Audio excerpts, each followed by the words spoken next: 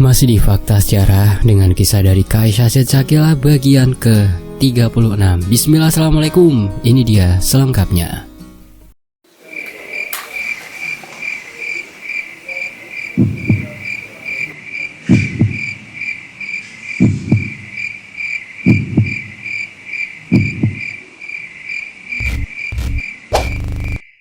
Dulu aku berjuang mendapatkan hatinya.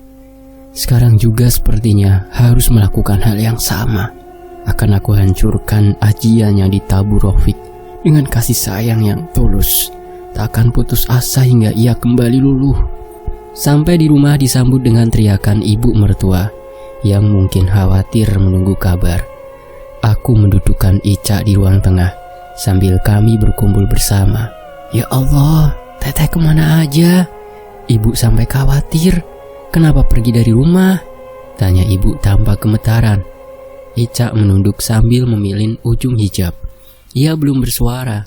Entah apa yang tengah ia pikirkan. Apa Teteh gak sayang sama ibu, sama bapak?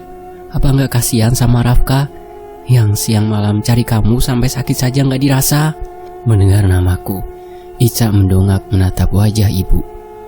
Aku gak suka sama Rafka, Bu, jawabnya. Astagfirullah, Rafka itu suami kamu, Teh. Aku maunya sama Rafiq. Aku cinta sama Rafiq, Bu. Sadar, Teteh. Sudah, Bu. Kita ngomong apa juga enggak bakal didengar. Pikirannya dipengaruhi ajian yang dikirim Rafiq. Jadi biarkan saja. Kita obati. Untung bisa dibawa pulang, biarpun harus dipaksa. Ibu mertua tampak terus beristighfar sambil mengusap dada. Beliau bangkit melenggang menuju dapur dan kembali membawa teh hangat. Bapak mertuaku duduk berhadapan dengan Ica, memandang dengan tatapan sayu, sedangkan Ica terus menunduk. Neng, dengar ucapan bapak. Ica memandang wajah bapak. Biarpun kamu cinta sama Rafiq, tapi tetap harus jaga sikap. Dari kecil bapak didik kamu, biar tahu mana yang baik dan buruk, mana yang boleh dan enggak boleh, mana halal dan haram. Semua itu mutlak pilihan atas dasar ilmu dan iman. Biarpun sekarang ada rasa suka terhadap Rafiq yang begitu besar, Neng harus mengedepankan akhlak. Haram hukumnya berkumpul dengan lelaki yang bukan muhrim. Neng tahu itu? Tahu, Pak, aku sadar. Tapi gak bisa nahan perasaan pengen selalu sama Rafiq. Hati sakit, Pak, kalau jauh dari dia. Sakit. Ica meremas dada dan mulai terisak. Bapak minta sama Neng, selagi gak ada ikatan halal antara kalian, sekuat manapun ingin bertemu, tahanlah. Aku gak bisa, Pak. Istri yang kucintai makin kuat terisak. Sepertinya namaku benar-benar digeser oleh Rafiq sampai Ica tak ingin menoleh. Makanlah dulu, terus istirahat. Bapak bangkit meninggalkan kami. Untuk sementara aku tak akan membiarkannya sendiri. Pasti ia akan pergi lagi sampai orang lain lengah dan kabur menemui Rafiq. Rasa sakit di sekujur tubuh kini mulai terasa. Denyutan di kepala makin kuat. Hidung panas dan tubuh sedikit menggigil. Mata mendesak ingin terpejam. Tapi aku takut kehilangan Ica lagi. Jadi memilih memaksakan diri selalu terjaga. Selesai makan, Ica masuk kamar dan tak keluar lagi. Aku tak berani mengganggu dan membaringkan diri di ruang tengah. Ibu memberikan bantal dan selimut memintaku istirahat. Beliau janji akan awasi Ica. Biarpun sangat khawatir, tapi tubuhku sudah sangat lelah. Akhirnya mataku terpejam. Di sisi lain, tubuh yang begitu lelah membuatku tertidur cukup lama. Ketika membuka mata, hari mulai gelap. Bapak, Ehan dan Diar tampaknya baru pulang dari masjid. Melirik arloji di pergelangan, ternyata sudah maghrib. Masih sakit, Nak? Tanya bapak. Udah lumayan, Pak. Bapak tadi segan mau bangunkan ajak ke masjid. Sholat di rumah saja. Ica gimana, Pak? Tanyaku pada bapak. Hanya menyebut namanya saja. Bapak tahu maksud pertanyaanku. Jangan khawatir, dia masih di kamar. Selesai sholat kita ruqyah si Neng, jawab mertuaku. Aku mengangguk mengerti dan bangkit untuk mengambil air wudhu. Melaksanakan sholat maghrib di rumah bapak. Setelah selesai, aku masuk kamar atas permintaan bapak untuk membawa Ica. Istriku itu tengah berbaring. Lampu kamar tak ia nyalakan. Mendekat dan mengusap lengannya. Yang sudah sholat, bisikku. Ia berbalik. Arofik. Berkali aku harus menahan perih mendengarnya menyebut nama laki-laki itu. Tiba-tiba Ica bangun dan memeluk. Aku kangen, bawa aku pergi, bisiknya di telingaku. Pelukan ku lepas perlahan, menangkup dua pipinya dan menatap. Apa wajahku sama sekali tak terlihat dan berganti jadi wajah Rofik. Adek kangen, ucapnya lagi. Jangan ditanya seberapa besar rasa rinduku tanpa dirinya. Biarpun rasanya bersamaku, tapi hatinya jauh di tempat lain. Tak kuasa menahan rindu. Bibir pun singgah di seluruh wajahnya, mengecup lembut. Ica tak menolak. Ia aktif membalas. Terasa makin gairah. Tangannya meraba dada dan membuka kancing baju koko yang kukenakan. Aku mau Arofik, aku kangen, bisiknya lagi dengan nafas memburu. Sekuat mana rasa rindu? Aku sadar kalau yang ada di pikiran Ica adalah Rofik. Mana mungkin membiarkannya seperti ini? Aku juga tak rela jika ragaku yang ia sentuh, tapi menganggap orang lain yang menyentuhnya itu lebih sakit. Kecurigaanku mulai merasuk pikiran. Apa saja yang sudah mereka lakukan selama berada di rumah laki-laki itu? Mana mungkin tak terjadi apa-apa ketika istriku terlihat begitu bergairah seperti ini? Aku meraba wajah Ica, menatap dalam-dalam. Bibirnya ini bahkan tubuhnya Pak Rofik tega menggagahinya. Ya Rob, kuatkan aku. Aku mendorongnya pelan. Kita keluar, Bapak minta kita kumpul. Aku masih kangen, Aku bangkit dan menyalakan lampu, berdiri di hadapannya dengan tatapan nyalang. Rafka? Matanya terbeliak seperti melihat hantu. Jahat kamu, Ica mengusap bibir. Mungkin membuang sisa ciuman tadi. Kita keluar, ajakku. Aku gak mau, Ica teriak dan membentak. Aku berusaha membujuk, tapi tingkahnya makin menjerit dan menangis. Ibu dan bapak masuk ke kamar, bertanya ada apa. Ica gak mau diajak keluar, Pak, jawabku. Ya sudah, kita ruqyah di sini saja. Aku dan bapak mulai membaca ayat suci. Untuk permulaan, hanya dibaca agak jauh dari Ica. Ibu mendekat dan memeluk tubuh istriku yang masih teriak memaki namaku. Berisik, hentikan, pekik Ica. Hentikan, aku mau sendiri, aku gak kerasukan. Ibu makin erat memeluk. Aku dan bapak menuntaskan bacaan. Akan tetapi, tak ada perubahan yang signifikan. Ica masih seperti itu. Jangan menyerah, kita ruqyah tiap hari. Iya pak. Sampai malam aku mengaji agar istriku segera sadar. Tak akan patah semangat, membuatnya mengingat dan mencintaiku seperti semula. Malam, Ica tidur bersama ibunya, sedangkan aku tidur di ruang tengah bersama adik-adik Ica yang lain. Pagi hari aku izin untuk bekerja, tak bisa libur terlalu lama, meminta bapak dan Diar agar tak kemana-mana. Soal keperluan dan nafkah seisi rumah ini aku masih sanggup memenuhi. Bapak pun setuju.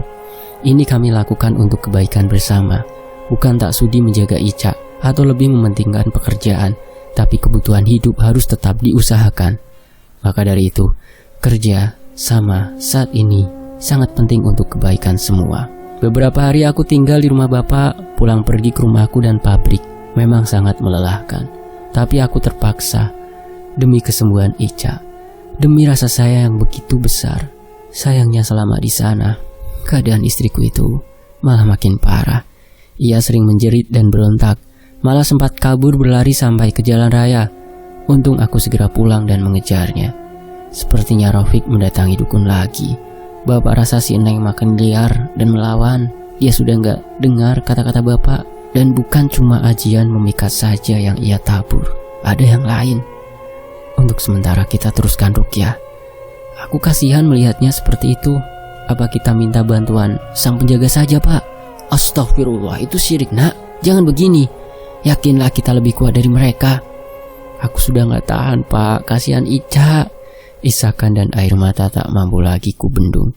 Sabar nak, bapak ngerti apa yang kamu rasa. Sebagai ayah si Neng, hati bapak lebih terjabik. Dia anak perempuan bapak satu-satunya. Tapi jangan sampai menggoyahkan iman kita dan berbuat yang tidak-tidak. Gak ada ilmu penghabisan, akan ada obat untuk setiap penyakit. Begitu juga hal ini, kita pasti bisa sembuhkan si Neng jika tak dihalangi bapak mertua. Entah apa yang sudah aku lakukan. Memang kami tak punya bukti kalau ini kelakuan Rafiq, dan hal ini tak bisa dibawa ke ranah hukum karena tak ada bukti spesifik. Tapi dari keyakinan dan firasat, yakin kalau laki-laki itu yang sudah bermain-main dengan Ica. Selama beberapa hari di sini, banyak tetangga yang berdatangan ke rumah ini untuk melihat keadaan istriku. Ia tak seperti kena ajian pemikat, malah seperti orang kerasukan, sering menjerit dan menarik rambut sendiri. Aku tak rela Ica jadi tontonan dan jadi bahan pembicaraan warga. Meminta pada mertuaku itu agar Ica dibawa pulang ke rumahku saja dan mengurusnya di sana. Bapak pun setuju dan menjaga Ica di rumahku bersama ibu dan Diar. Anak-anak bapak semua diboyong ke rumahku. Sesekali saja bapak pulang untuk mengecek keadaan rumahnya. Keadaan Ica makin parah. Ia tak mau makan dan bicara, bahkan memuntahkan air ruqyah yang diberikan padanya. Menyemburkan air itu ke wajahku sambil tertawa. Ia hanya teriak menyebut nama Rafiq dan menjerit-jerit. Badannya tampak kurus dan matanya hitam karena kurang tidur. Siang malam aku meruqyah, tak pernah lengah.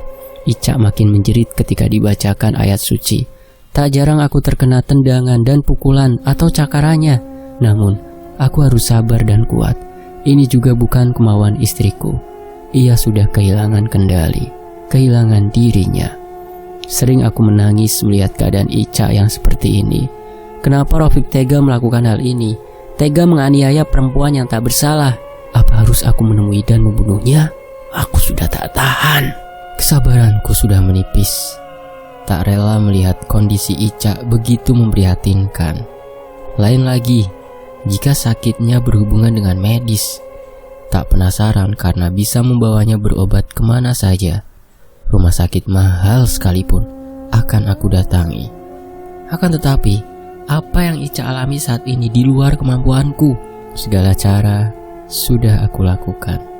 Membawanya ke tempat-tempat ruqyah, tapi hasilnya hanya bertahan sampai ia tenang saja. Tak ada yang berubah. Bahkan aku mencoba memanggil ustadz terdekat untuk membantu mengobati Ica. Mana tahu, lewat beliau ada jalan terang. Saya sebenarnya kurang bisa kalau urusan batin seperti ini. Tapi dari auranya istri jenengan ini terkena ilmu sihir, bukan hanya dari satu tempat. Tutur ustadz di kampung ini yang sengaja aku panggil untuk melihat Ica. Aku tahu beliau hanya ustadz biasa, bukan bagiannya untuk mengurus ilmu kebatinan. Beliau hanya bertugas menyebar ilmu agama untuk pedoman dan sebagai pegangan menuntun jalan kehidupan.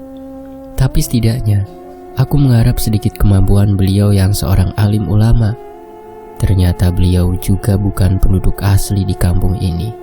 Sekitar 5 tahun yang lalu, beliau pindah ke kampung ini. Sedikit menceritakan pengalaman selama jadi penduduk di sini. Jadi maksud Ustadz ada ajian dari orang lain juga? Iya, bisa saja. Begini Ustadz, beberapa hari yang lalu ada perempuan yang datang ke sini. Dari tingkahnya dia bukan perempuan baik. Saya bimbang kalau perempuan itu menjadi penyebab istri saya seperti ini. Rasanya dugaanku tak meleset tentang perempuan itu. Saya tidak mau suudzon, tapi beberapa waktu lalu beberapa warga melapor soal perempuan sihir. Ya mungkin perempuan yang sama. Sayangnya saya sendiri tidak bisa banyak membantu. Hanya menyarankan agar sering berzikir, sering baca Al-Quran dan tawakal. Ulasnya, beliau menjeda ucapan, lalu kembali melanjutkan. Sebenarnya saya juga agak susah beradaptasi di sini, karena penduduknya sangat lekat memegang kepercayaan yang sudah turun-temurun. Malah kalau ada yang kerasukan, mereka biasanya panggil dukun. Tapi sejak saya adakan pengajian, barulah agak bisa diubah. Tapi tidak semuanya, cuma sebagian orang saja. Yang lain masih seperti biasa, percaya dengan tata cara dan warisan nenek moyang. Aku manggut-manggut tanda mengerti. Pantas saja ketika Mang Kasim dan keluarganya terkena sihir, tak ada yang bisa membantu. Apa Ustadz punya firasat? Atau apa saja? Apa kira-kira perempuan itu yang membuat istri saya seperti ini? Tanyaku. Tak berani langsung menuduh kenanga di hadapan beliau. Biarpun hati berkata bahwa perempuan itu juga menjadi penyebab Ica sakit separah itu. Kalau itu saya kurang tahu. Ilmu saya tidak sampai ke sana. Baiklah Ustadz, terima kasih sudah datang. Saya nggak bisa banyak membantu. Terus saja lakukan ruqyah, berzikir. Yakinlah kalau tak ada yang sehebat ilmu Allah. Iya Ustadz, insya Allah, terima kasih. Sekelumit rasa kecewa menyusup relung hati. Begitu sulit menyembuhkan Ica saat ini. Aku tahu ini ujian kesabaran. Tapi rasa sabar menghadapi kedzaliman Rafiq tak mampu lagi aku tolerir. Lebih lagi mendengar bukan hanya dari Rafiq. Ya Rob, kuatkan istriku. Sekali lagi aku berniat meminta bantuan Hendri. Bisa saja aku berbuat nekat dan mengancam Rafiq keparat itu agar menghentikan perbuatannya. Jika dibiarkan terlalu lama, bukan hanya kasihan istriku, tapi juga aku bisa kehilangan semuanya, termasuk pekerjaan. Mertuaku dan Diar sudah tak berdagang karena menjaga Ica. Begitu juga ladang dan sawah milik mertua sudah dibiarkan tak lagi terurus. Aku yang sudah beberapa kali ambil cuti demi mengurus Ica. Akibat kekalutan ini membuat pekerjaanku berantakan. Bahkan laporan yang aku serahkan banyak yang salah dan tak sinkron antara data dengan lapangan karena pikiran kurang fokus. Akhirnya aku dapat teguran dari kantor. Dan jika masih seperti ini, aku bisa saja dikeluarkan. Pak, aku nitip Ica pak, pintaku pada mertua. Mau kemana nak? Tanya ibu heran. Aku mau temuin Rafiq, kita akhiri semua. Kasihan Ica bu. Untuk apa kesana Rafka? Kamu tahu sendiri dia gak akan mengaku kalau si Neng seperti ini karena perbuatan dia. Bapak mertua melarang. Aku benar-benar gak sanggup pak. Ica makin kurus dan tersiksa. Terus apa yang bisa kita lakukan sama Rafiq? Dia tidak mungkin mau membantu. Aku gak minta bantuan dia pak. Biar aku kasih pelajaran saja. Nanti dia harus memilih. Mau hidup dengan sadar dan menghentikan perbuatannya, atau mati karena kukuh ingin seperti itu. Astagfirullah, jangan nak. Elin, istighfar.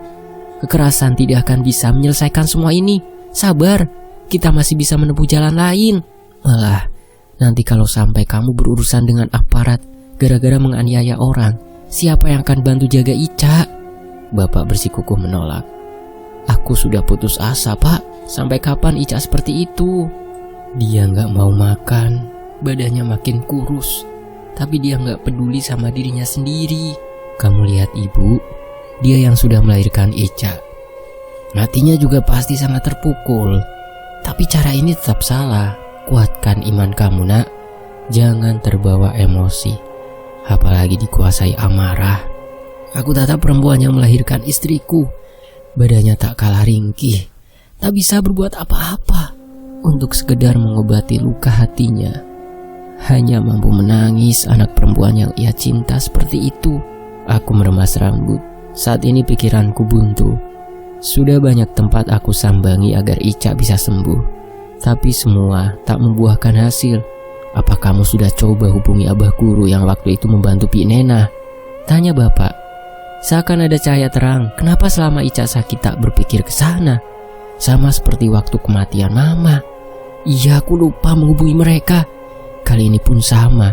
Seolah-olah ada yang menghalangi agar aku tak ingat pada mereka sama sekali.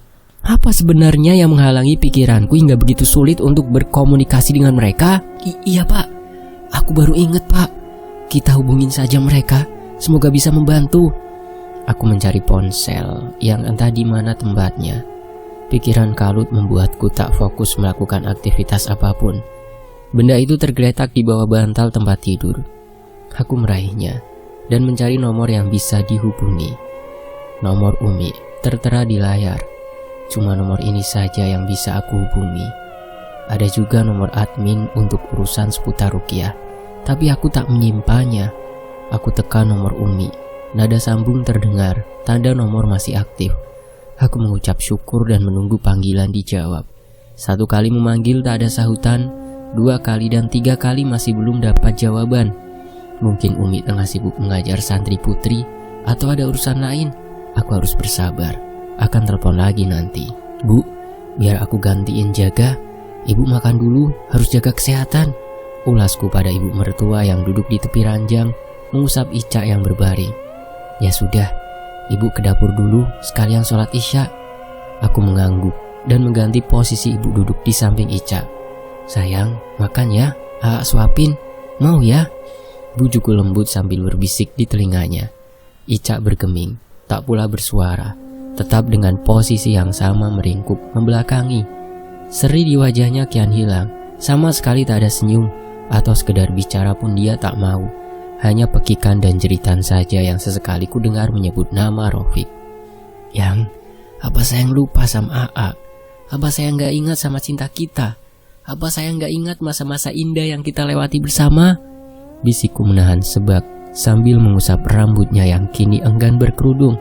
Ia biarkan tergerai begitu saja, panjang dan kusut karena sering dijambak tangannya sendiri. Sadar sayang, dunia sepi tanpa Ayang, tanpa senyum dan canda tawa, tanpa usikan dan rajukan manja. Dunia seperti mati. Sesakian memenuhi dada, canda dan gelak tawa dengan senyumnya yang manis kembali terbayang. Perlahan ia membalik badan dan tatapannya tajam. Kamu tahu, aku cuma mau Rafiq, antar aku ke sana. Suaranya sangat lemah, nyaris berbisik, tapi kuat. Aku mengusap keningnya, lalu mengecup agak lama. Ica tak menepis, seperti tenaganya sudah habis untuk bergerak. AA enggak akan nyerah, semua buat kamu, demi cinta kita. AA mohon, kuatlah sayang. Lagi, aku terisak. Air mataku luruh menitik di keningnya. Rasa itu kian sesak, saat tak sedikit pun kenangan yang tersisa, hingga mampu membuatnya tersadar. Aku mau Rafiq. Kata-katanya sudah sangat lemah, tapi ingatannya sangat kuat pada laki-laki itu. Kalau Ayang mau makan, AA mau antar Ayang ke rumah Rafiq. Makan ya. Bujuku lagi. Rela berbohong asal ada makanan yang masuk ke perutnya. Anggukan kecil terlihat dari kepalanya. Aku sadar ini salah. Membohongi akan mempertemukannya dengan Rafiq. Tapi aku tak punya pilihan. Nyawanya bisa terancam. Bisa saja Ica kehilangan nyawa karena kelaparan, bukan karena pelet Rafiq. Tunggu ya, AA ambil bubur. Aku bergegas ke dapur. Ibu mertua dan adik-adik Ica tengah makan bersama, sedangkan bapak izin pulang ke rumahnya sore tadi. Sudah berapa hari tak kesana. Bubur masih ada, Bu? Tanyaku. Tiap hari mertuaku itu membuatkan bubur untuk Ica, biarpun tak pernah tersentuh, dan yang biasa menghabiskan adalah adik-adik. Masih ada. Anak-anak bosan ibu suruh makan bubur terus kalau malam. Buat siapa? Tanya ibu. Buat Ica, Bu. Aku menuju kompor dan mengambil mangkuk. Teteh mau makan?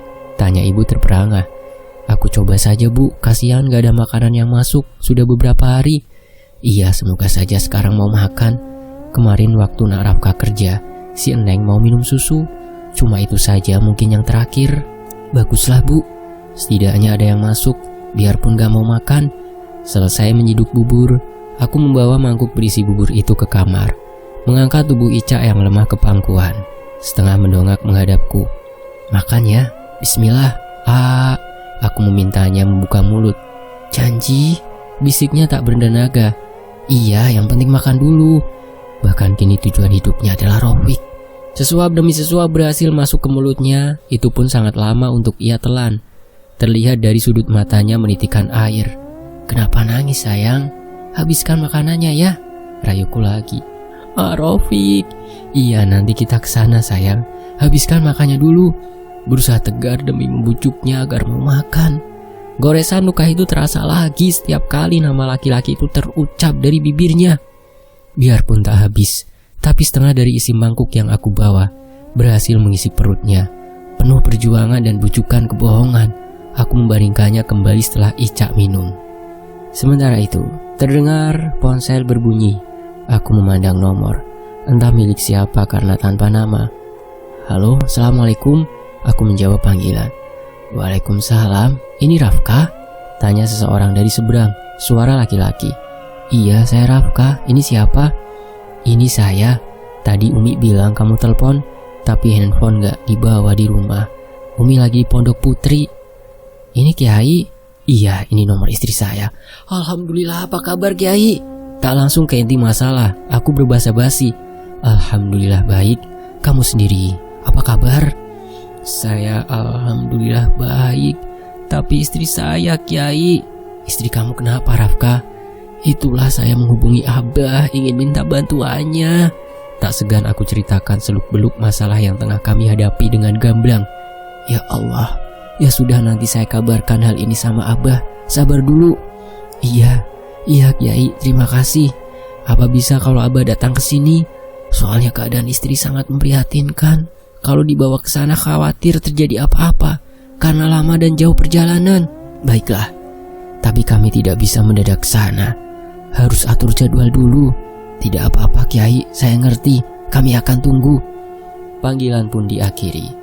Sebenarnya lebih bagus Ica dibawa ke sana, biar banyak yang membantu meruqyah. Tapi melihat kondisi Ica seperti ini, aku takut ia kelelahan dan terjadi sesuatu di jalan. Kiai mengirim pesan. Beliau sudah mengutus salah satu santrinya agar datang ke sini lebih dulu untuk membawakan air yang sudah terkandung bacaan ruqyah, sekaligus membantu melihat dan menjaga Ica sebelum mereka datang. Jika dihitung dari sekarang, jam 10 malam nanti baru santri itu bisa sampai ke sini. Aku menunggu kedatangannya, berharap ada barokah dari air yang dibawanya. Jam 11 malam belum juga ada yang datang. Ibu dan adik-adik sudah pulas. Hanya aku dan bapak mertua yang masih terjaga menunggu kedatangan tamu. Ponsel berdering. Itu dari nomor Kiai tadi yang kini sudah aku simpan di kontak. Assalamualaikum. Waalaikumsalam. Rafka, santri yang saya utus ke sana kecelakaan. Jadi dia tidak bisa teruskan perjalanan. Kecelakaan Kiai? Innalillahi. Apa dia baik-baik saja Kiai? Alhamdulillah dia baik-baik saja. Cuma motornya bermasalah dan air yang dia bawa pecah di jalan. Ya sudah, tidak apa-apa. Alhamdulillah kalau tidak terjadi sesuatu yang buruk. Besok kami saja yang kesana. Saran saya tidak usah. Sepertinya orang yang dukunkan istri kamu sengaja lakukan ini, halangi setiap usaha kesembuhan. Jadi diam saja di sana, biar kami yang kesana. Bahkan untuk menyembuhkan Ica saja kini sangat sulit. Aku memberitahu bapak. Beliau istighfar dan tak menyangka akan sejauh ini perbuatan jahat yang terjadi pada Ica. Kami memang tak punya bukti kalau Rafiq melakukan ini. Tapi dari cara Ica terus saja menyebut nama laki-laki itu, sudah jelas kalau yang berbuat jahat adalah dia. Bapak, aku dan bapak menoleh ke sumber suara. Ica memaksa bangun dan terhuyung berdiri di depan pintu kamar. Tubuhnya sedikit membungkuk sambil meringis. Ia hampir tersungkur hilang keseimbangan. Ya Allah Neng, sayang. Bersamaan aku dan bapak berhambur ke arah Ica. Ada apa sayang? Mau ke kamar mandi? Tanyaku setelah berhasil meraihnya yang hampir jatuh. Kamu janji bawa aku ke Rafiq, ucapnya putus-putus. Bapak menatapku, menuntut jawaban. Iya nanti, sekarang sudah malam. Besok kalau badan sayang enakan, kita kesana ya, bujukku. Belum menjelaskan pada bapak, aku membopong Ica kembali ke tempat tidur. Ia dibaringkan di sana. Sehat dulu ya, baru bawa sayang ke Rafiq. Kalau badan lemah gini, gimana di jalannya nanti? Ica tak berontak atau melawan, termakan kata-kataku dan mengiyakan. Sekarang bobo ya, istirahat. Aku menyelimutinya, mengusap-usap rambutnya hingga terlelap. Setelah Ica tidur, aku menemui bapak dan mengatakan kalau aku terpaksa berbohong demi kesehatan Ica. Istriku itu tak mau makan dan hanya dengan berbohong, Ica mau menerima suapan bubur, biarpun tak banyak. Bapak sebenarnya kurang setuju dengan caraku yang berbohong. Itu seperti memberi harapan pada Ica dan pikirannya akan terus tertuju pada si Rafiq. Tapi aku tak punya cara lain untuk membujuk Ica agar mau makan. Cuma itu satu-satunya. Terpaksa bapak juga akur daripada membiarkan perut anaknya kosong. Malam makin larut. Dari siang aku meminta pada ibu agar malam ini aku saja yang tidur di kamar Ica. Perlahan membaringkan diri di samping istri tercinta. Wajahnya tampak tenang biarpun sudah hilang seri dan canda tawanya. Sama sekali mata ini sulit terpejam. Memainkan jemari, menyusuri wajah sayu yang dulu berseri. Aku merindukannya, sangat rindu. Rindu, serindu, rindunya. Saat mata terbuka, Ica sudah tak ada di sampingku. Tersentak dan bergegas bangun. Mata sempat melirik jam bulat yang menggantung di dinding kamar. Sudah pukul 5 lebih dari 10. Aku bangun untuk sholat subuh. Tapi sebelum itu memastikan dulu keberadaan istriku. Takutnya dia kabur. Sayang, aku melihatnya di dapur, duduk menyandarkan kepala di meja makan, memperhatikan ibu memasak. Ica mengangkat kepala, lalu menatapku, tapi tak ia pedulikan. Kembali menyandarkan kepalanya tanpa suara. Tidak apa-apa Nak Rafka. Si Teteh bilang lapar tadi. Ini ibu lagi masak. Dia nggak mau makan bubur katanya, kata ibu sambil mengaduk masakan. Mertuaku itu tampak sumringah melihat anaknya tak terlalu lemas dan bisa beranjak dari tempat tidur. Iya bu, sedikit tertegun. Tak percaya kalau Ica mau bangun dan minta makan. Tapi masih belum bisa diajak bicara. Aku sempat berpikir kalau dia sudah sadar. Sayangnya ia masih sama, belum bisa diajak komunikasi. Aku segera sholat karena waktu sudah lewat. Kesiangan bangun subuh dan tak ada yang membangunkan. Selesai sholat aku kembali ke dapur, bertanya kemana Bapak dan Diar yang tak kelihatan di rumah ini. Bapak sama Diar diminta datang sama Tengkulak tadi selesai sholat. Bapak sudah lama gak dagang, gak tahu kenapa dipanggil, jawab ibu. Oh iya bu. Aku beralih dan duduk di meja makan di samping Ica. Sayang, kamu sudah janji kalau aku sudah sehat mau ajak ke rumah Rofik. Kata pertama yang aku dengar lagi-lagi si Rofik. Matanya yang sayu penuh pengharapan. Bagai semangatnya timbul kembali setelah mendengar aku mau membawanya menemui laki-laki itu. Ibu menautkan alis. Pasti heran mendengar ucapan Ica, tapi ia tak bertanya. Mendengar saja obrolan kami tentang Rofik. Iya sayang, yang penting sekarang kamu sehat dulu ya, tuturku lembut. Nafas terasa sesak. Lelah juga terus-terusan berbohong seperti ini. Selesai sarapan, Ica langsung masuk kamar. Masih tak mau dekat denganku atau bicara selain dari membicarakan mantan suaminya. Melihatnya bisa bangun dan beraktivitas membuatku cukup tenang dan aku bisa bekerja seperti biasa. Sebelum aku berangkat, Bapak dan Diar pulang. Tampak lelah dan kecewa. Katanya Tengkulak tak lagi meminta Bapak dagang karena terlalu lama libur. Padahal dulu Bapak sering libur kalau ada urusan di sawah. Sekarang malah gak ada ampun, malah langsung diberhentikan, keluh Bapak. Ya sudahlah Pak, mau gimana? Yang penting sekarang keadaan si Teteh lebih penting. Ibu memberi semangat. Bukan gitu bu, Bapak dagang ikut dia itu bukan setahun 2 tahun. Tapi kok sekarang malah dipaksa berhenti cuma gara-gara libur agak lama. Belum juga 2 minggu. Bapak di rumah saja jaga Ica Pak, biar aku yang kerja. Insya Allah untuk makan kita nggak kurang Pak, tuturku membesarkan hatinya. Bapak nggak mungkin biarkan kamu tanggung semua biaya hidup keluarga Bapak. Bukan cuma soal makan Rafka, anak Bapak harus sekolah juga. Bapak nggak usah khawatir, soal itu sudah aku pikirkan baik-baik. Tunggu sampai Ica sehat dan kembali seperti biasa. Kalau sudah sehat, Bapak bisa cari kerja lain. Mungkin nanti aku bantu carikan kerja bareng Mang Tatang. Atau Bapak sama Diar aku modalin, biar bisa buka usaha dagang sendiri. Bapak menunduk, tak bicara lagi. Aku tahu harga diri seorang laki-laki adalah bekerja. Apalagi beliau sudah menjadi ayah. Pasti terasa berat harus melepas pekerjaan yang sudah bertahun-tahun ditekuni demi menjaga anak perempuannya. Bersambung. Nantikan kelanjutannya hanya di Fakta Sejarah. Terima kasih sudah sejauh ini menyimak kisah ini di sini. Wassalamualaikum warahmatullahi wabarakatuh.